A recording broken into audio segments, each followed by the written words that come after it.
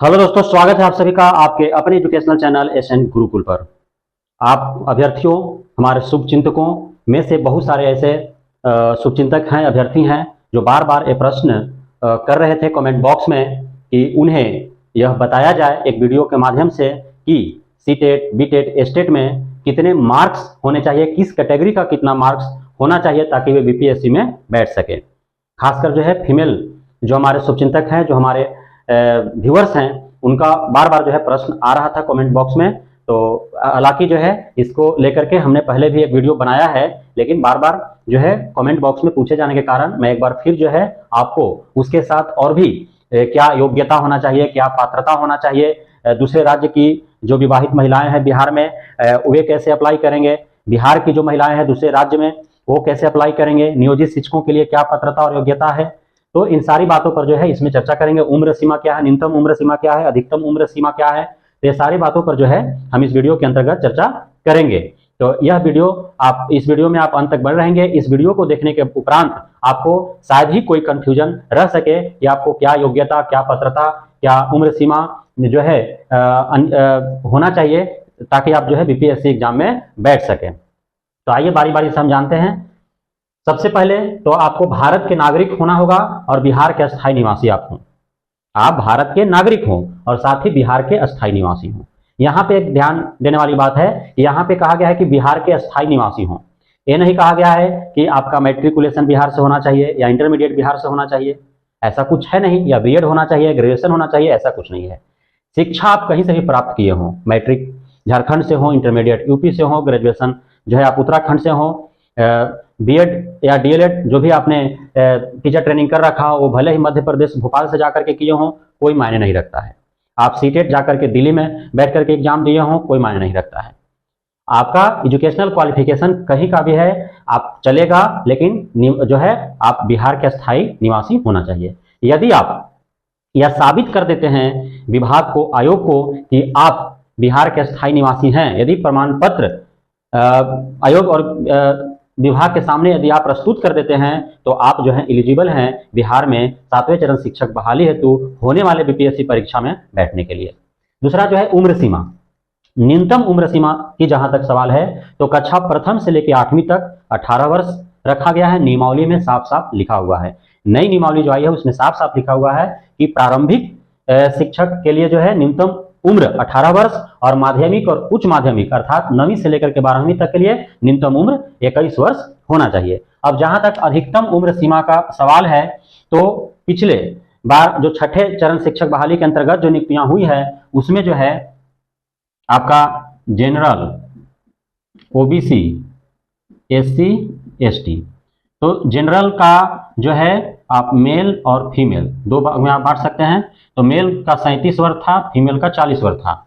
General में mail को जो अधिकतम उम्र सीमा जो थी वो 37 साल थी और फीमेल के लिए जो थी वो 40 साल।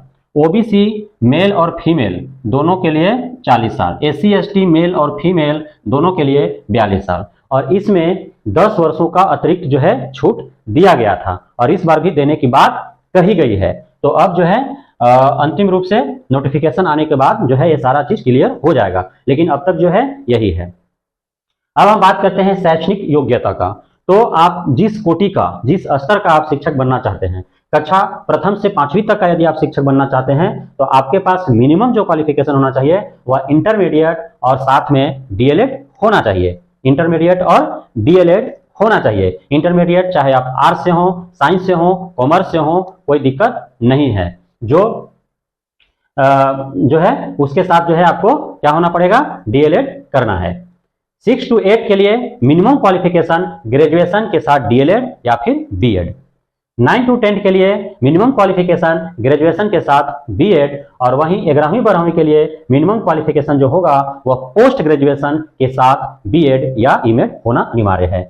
6 to 8 में आप ध्यान देंगे कि इसमें ग्रेजुएशन के साथ डीएलएड बीएड दोनों रहेगा तो आप उसमें जो है योग्य हैं, लेकिन 9, 10 और 11, 12 में जो है डीएलएड मान्य नहीं है। उसमें आपको 9, 10 में ग्रेजुएशन के साथ बीएड अनिवार्य है और 11, 12 में ग्रेजुएशन नहीं, पोस्ट ग्रेजुएशन के साथ बीएड या एमएड अनिवार्य है। तो ये हो गया शैक्षणिक योग्यता। अब हम बात करेंगे शिक्षक पात्रता, जो टेट हम लोग देते हैं। तो यदि कक्षा प्रथम से 5वीं तक के लिए आप शिक्षक बनना चाहते हैं तो आपको जो है सीटेट या बीटेट, सीटेट अर्थात जो है केंद्रीय शिक्षक पात्रता परीक्षा, और बीटेट माने बिहार शिक्षक पात्रता परीक्षा का पेपर 1, सीटेट बीटेट का पेपर 1 क्वालिफाई है तो आप 1 से 5 के लिए एलिजिबल हैं। छठा से 8वीं तक का यदि आप शिक्षक बनना चाहते हैं तो आपको जो है सीटेट बीटेट का पेपर 2 क्वालिफाई होना है। 9वीं 10वीं का यदि आप शिक्षक बनना चाहते हैं तो state secondary teacher eligibility test जो होता है उसका पेपर 1 आपको क्वालिफाई करना है। और 11 12 का यदि आप शिक्षक बनना चाहते हैं तो एस्टेट का पेपर 2 आपको क्वालिफाई होना है। अब यहाँ पे एक बात समझने वाली है, कैटेगरी वाइज अलग अलग पासिंग मार्क है, general, OBC, SC, ST, pH, इसमें भी हम ले लेंगे मेल फीमेल। तो जनरल का जो मेल का है वो 90 नंबर है, चाहे वो जनरल में यूआर हो या फिर ईडब्ल्यूएस हो, दोनों के लिए 90 नंबर। वहीं महिला को जो है 82 अंक लाना है। ओबीसी जो है मेल और फीमेल, चाहे वो पिछड़ा वर्ग हो या फिर अत्यंत पिछड़ा वर्ग हो, दोनों को मेल फीमेल को 82 अंक। वहीं एससी एसटी पीएच का जहां तक सवाल है तो मेल और फीमेल दोनों को 75 अंक पर ही पासिंग दिया गया है। पिछले बार जो छठे चरण शिक्षक बहाली हुई उसमें जो है यही जो है क्वालिफाइंग मार्क सीटेट बीटेट एस्टेट का रखा गया है। अब जो है इस बार, क्योंकि अब तक कुछ इस बारे में नहीं स्पष्ट किया गया है कि एससी एसटी पीएच को भी 82 अंक ही लाने हैं अथवा 75 नंबर पर उन्हें पास किया जाएगा, इस पे कुछ नहीं कहा गया है, इसलिए हम यही लेकर के चलेंगे। और यहाँ जो हमने एजुकेशनल क्वालिफिकेशन जो बताया इसमें जो है 50% मार्क्स जो है वो जनरल को, और ओबीसी, एससी, एसटी, पीएच इनको जो है कितना नंबर, इनको 45% मार्क्स जो है लाना अनिवार्य है। तो ये आपका शैक्षणिक योग्यता में आपको ध्यान देना है कि जो जनरल कैटेगरी से हैं उन्हें जिस बेस पर आपका बहाली होने वाली है, जैसे कक्षा प्रथम से 5वीं तक के लिए आप एलिजिबल हैं तो आपको जो है इंटरमीडिएट में 50%, डीएलएड में 50%, 6 to 8 तो ग्रेजुएशन में 50%, डीएलएड या बीएड में 50%, 9th 10th graduation 50%, BEd 50%, 11 12 post graduation 50%, BEd या एमएड 50%, है ना, वो किसके लिए, जनरल के लिए। ओबीसी एससी एसटी पीएच है तो 45% आपको होना चाहिए। तो ये आपका शैक्षणिक योग्यता और शिक्षक पात्रता में कितने अंक चाहिए सीटेट बीटेट में वो हमने आपको बता दिया। अब जो है ये मुख्य जो है बातें थी जिसमें आपको कंफ्यूजन हो रहा था, हमने प्रयास किया बेहद ही सरल और सहज भाषा में आपकी समस्याओं को, आपकी दुविधाओं को, आपकी शंकाओं को दूर करने के लिए। अब जो है कुछ और बिंदु हैं जिस पर आपको ध्यान देना है। पहला, क्योंकि अभी जो है बीपीएससी जो एग्जाम होने वाला है उसमें नियोजित शिक्षक भी शामिल होंगे, क्योंकि नियोजित शिक्षक को यदि नियमित होना है तो उन्हें जो है बीपीएससी का एग्जाम देना होगा, और यदि वे बीपीएससी एग्जाम नहीं देते हैं या फिर बीपीएससी एग्जाम क्वालिफाई नहीं कर पाते हैं तो वे नियोजित का नियोजित रहेंगे, उनका जो है नौकरी उनका सलामत रहेगा, सुरक्षित रहेगा, वो नौकरी से हटाए नहीं जाएंगे, लेकिन वो नियमित नहीं हो पाएंगे, सरकारी शिक्षक नहीं बन पाएंगे, राज्यकर्मी का दर्जा नहीं पाएंगे और उन्हें कोई सुख सुविधा जो है उन्हें विशेष नहीं मिलेगा। तो अब उसमें जो है नियोजित शिक्षकों के लिए भी जो हमने बताया यही सेम टू सेम है, नियोजित शिक्षकों के लिए भी सेम टू सेम है, उन्हें भी जो है शिक्षक पात्रता सीटेट बीटेट एस्टेट क्वालिफाई होना है, शैक्षणिक योग्यता जो है वो सेम यही होना चाहिए। जिसका भी वो शिक्षक है 1 to 5 का है तो 6 to 8 का है तो 9 to 10 का है, 11 12 का है, तो जिसका वो शिक्षक है उसके लिए जो क्वालिफिकेशन चाहिए, जो शिक्षक पात्रता चाहिए उनको अनिवार्य है, उनको होना चाहिए। लेकिन अब एक सवाल है कि 2012 से पूर्व नियुक्त नियोजित शिक्षकों को दक्षता परीक्षा उत्तीर्ण होने पर मान्य है, यानी कि 2012 से पूर्व जो नियोजित शिक्षक नियुक्त हुए हैं वे यदि दक्षता परीक्षा उत्तीर्ण है तो उन्हें सीटेट बीटेट एस्टेट जो है क्वालिफाई होने की आवश्यकता नहीं है। दक्षता परीक्षा उत्तीर्ण है तो बीपीएससी जो है बीपीएससी के माध्यम से जो परीक्षा होने वाला है नियमित होने के लिए उसमें वो शामिल हो सकते हैं, बैठ सकते हैं। स्पष्ट।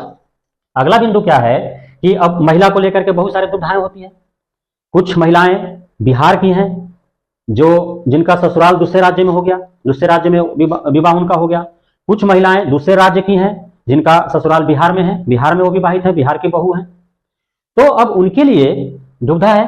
तो यहाँ पे स्पष्ट हम आपको बता रहे हैं कि बिहार की दूसरे राज्य में विवाहित महिलाएं, यानी कि वैसे महिलाएं जिनका मायके बिहार में है, ससुराल किसी अन्य राज्य में है, तो वे जो है अपने पिता के यहाँ से अस्थायी निवास प्रमाण पत्र बना लेंगे, और जाति प्रमाण पत्र तो पिता के यहाँ से बनता ही है तो यहाँ का बना लेंगे, और उन्हें हर प्रत्येक तरह के लाभ उनको प्राप्त होगा।